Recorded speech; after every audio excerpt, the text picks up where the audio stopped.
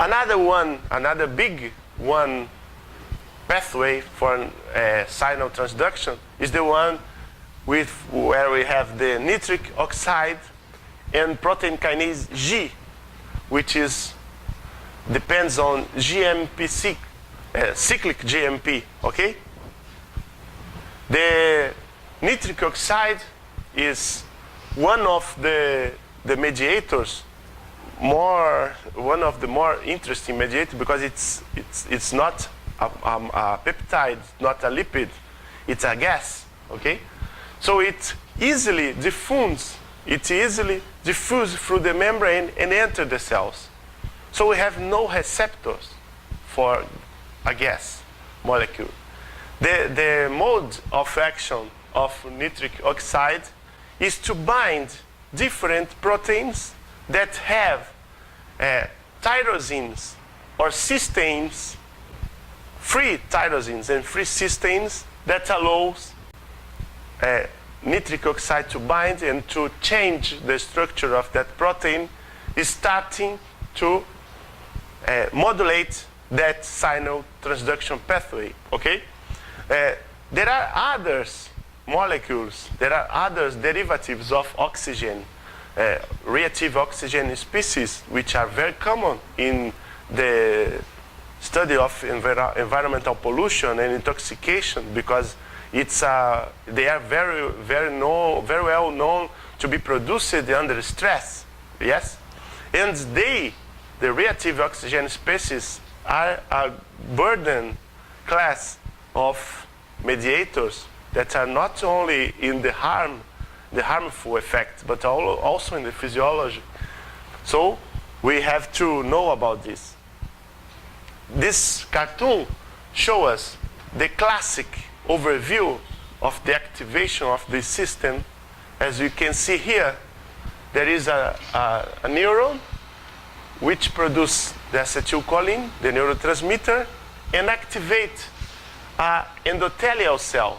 So we have neuron, endothelial cell, and a muscle cell.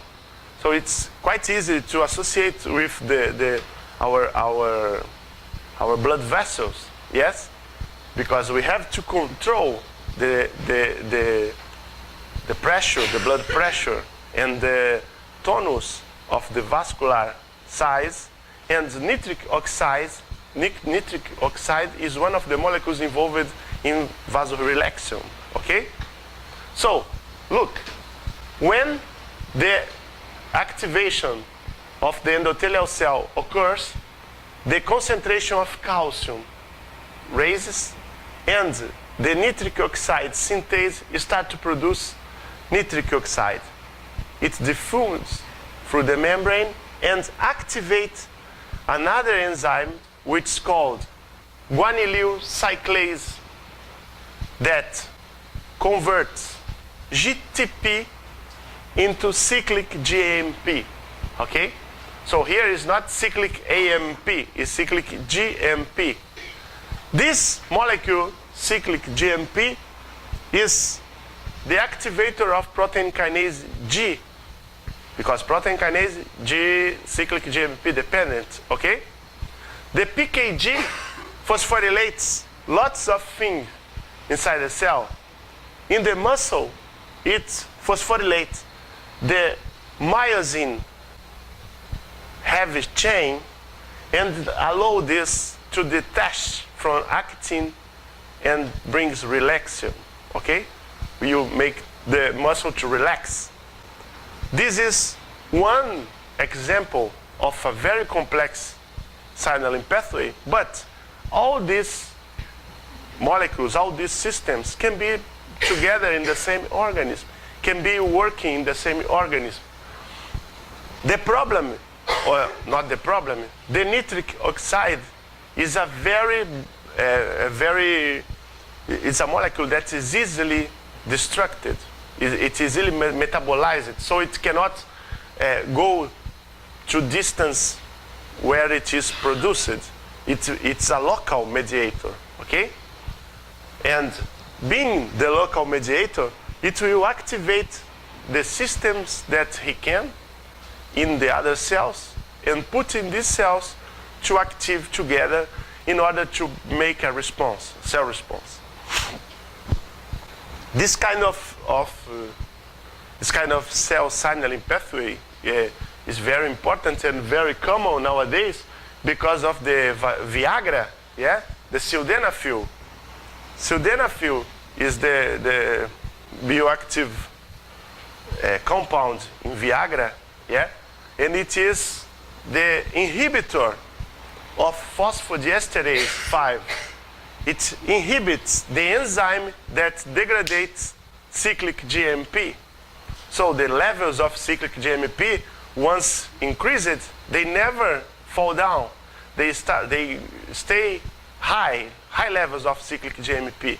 If there are high levels of cyclic GMP, the protein kinase G continues to be active and the vessels are relaxed. So in the case of erection, the blood flows and brings the erection to the man. So it's very curious because somehow people think that Viagra is a nitric oxide donor. It's not. Sometimes think that it is an activator of nitric oxide synthase. It's not. It just inhibited the enzyme that puts down GMP, cyclic GMP, okay? The second messenger of the...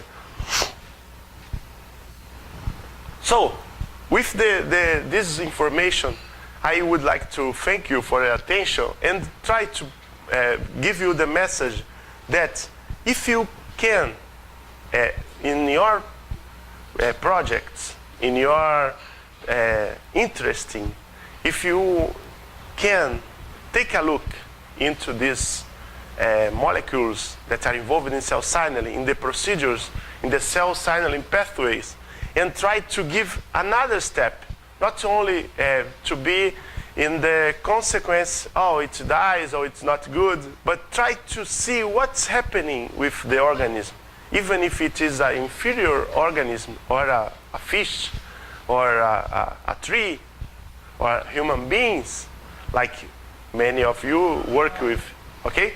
So that you can put cell signaling working together with ecology, with environmental pollution, and try to put things in a better way to understand not only what happened, but how that thing happened, okay? Thank you very much.